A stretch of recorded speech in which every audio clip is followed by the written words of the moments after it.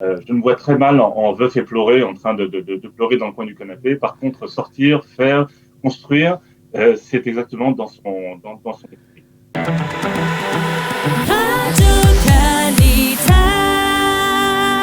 Benjamin, bonjour. Bonjour. D'abord, je vous remercie de nous parler de cette très belle initiative que vous avez tout de suite mis en place. Vous sortez à peine de la Shiva. On a tous été extrêmement touchés en tant qu'Israéliens, mais à double titre en tant que francophones par la mort tragique de votre femme. Et vous avez voulu en faire un symbole. Je crois même qu'elle vous avait laissé un témoignage. Elle avait réagi elle-même par écrit après un attentat. Est-ce que vous pouvez nous en dire quelques mots ? Oui, Esther était dans toute sa vie, elle voulait absolument partager tout son savoir et essayer d'abord dans le but de faire connaître les choses qu'elle pensait être de valeur, et deuxièmement également pour susciter éventuellement des discussions, une étude, une réflexion auprès de ses lecteurs, de ses auditeurs et toutes les personnes qui voulaient bien l'écouter.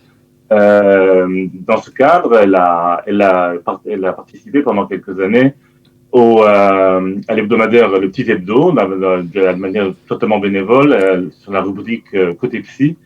Et en 2015, en octobre 2015, suite à un attentat, c'était l'époque où il y avait plusieurs attentats, elle a réagi en écrivant un article dans Le Petit Hebdo, comment réagir de manière saine à ce genre d'événement. Alors, ce qui est étonnant, c'est que vous vous levez à peine de la Shiva, vous auriez pu peut-être attendre un mois ou un an avant de vous lancer dans un projet d'une telle envergure, mais vous avez souhaité le faire tout de suite. Vous pouvez nous dire pourquoi et qu'est-ce que vous allez faire ?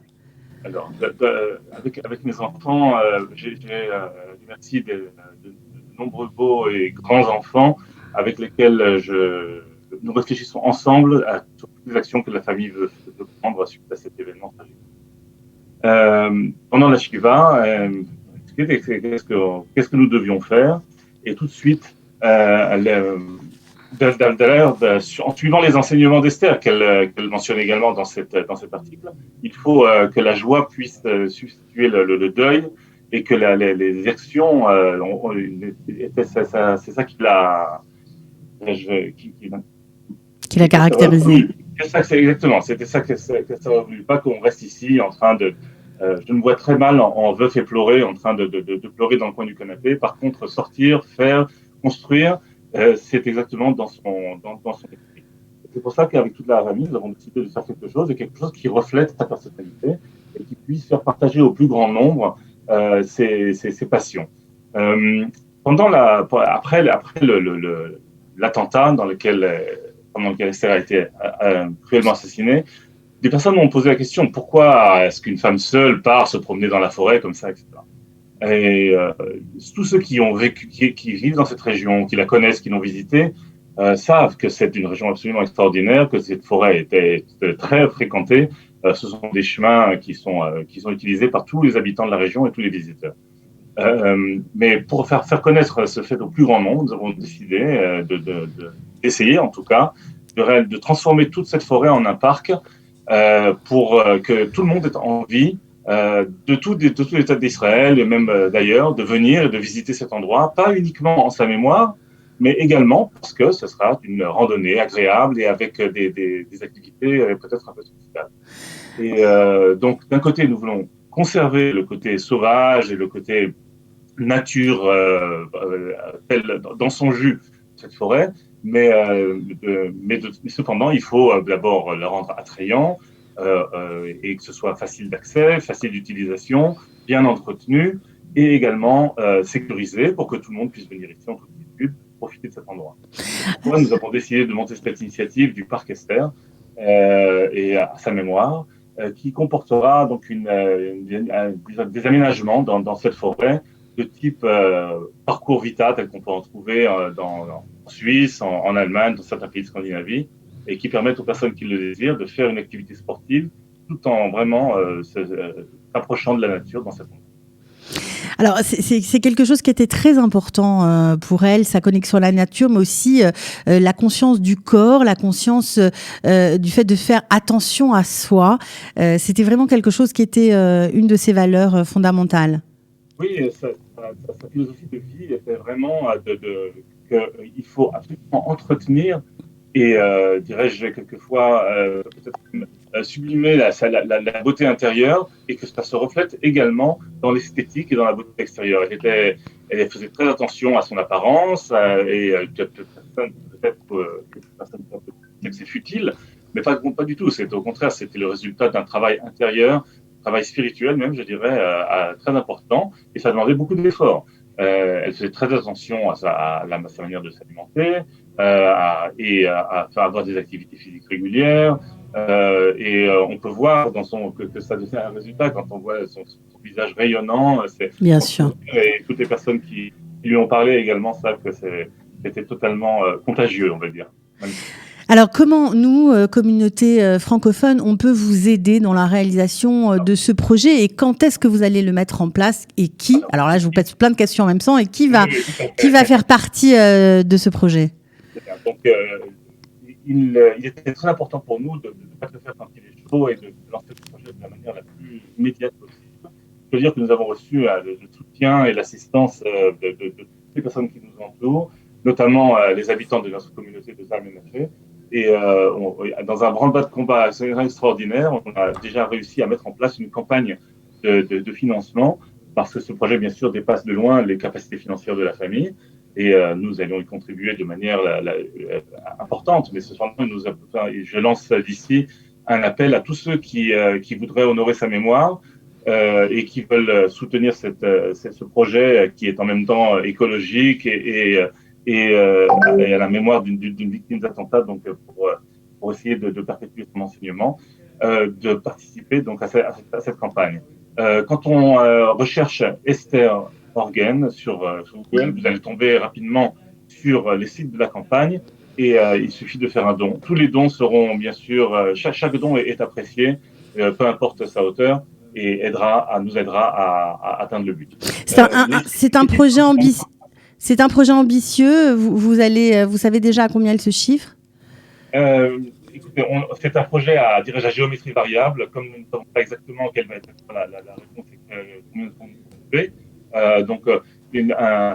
Nous pensons qu'avec un minimum de 1 million de shekels, on pourra déjà faire quelque chose. Bien évidemment, chaque somme supplémentaire nous aidera à améliorer la qualité du projet et également assurer son entretien sur de longues années. Nous avons le soutien également de la municipalité et de différentes organisations telles que Keren Kayamet.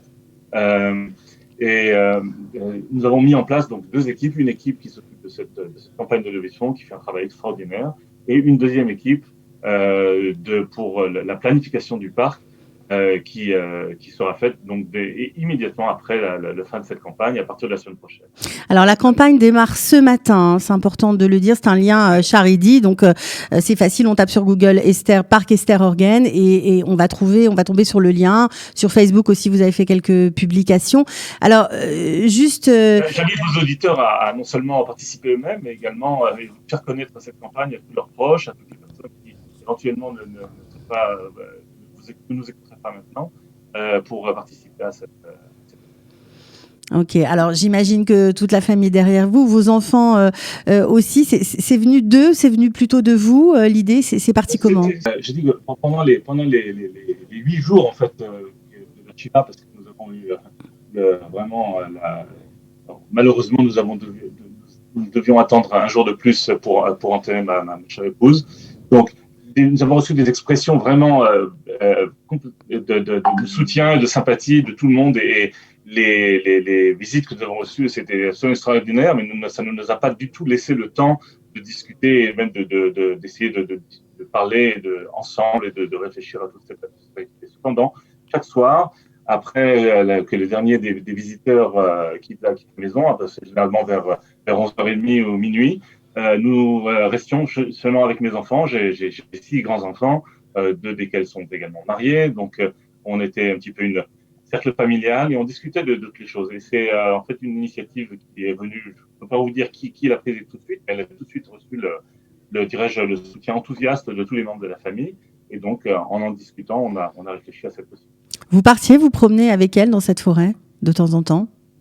De temps en temps, oui, mais à mon grand désespoir, et maintenant c'est un peu tard de le dire, mais moins que ce que j'aurais voulu.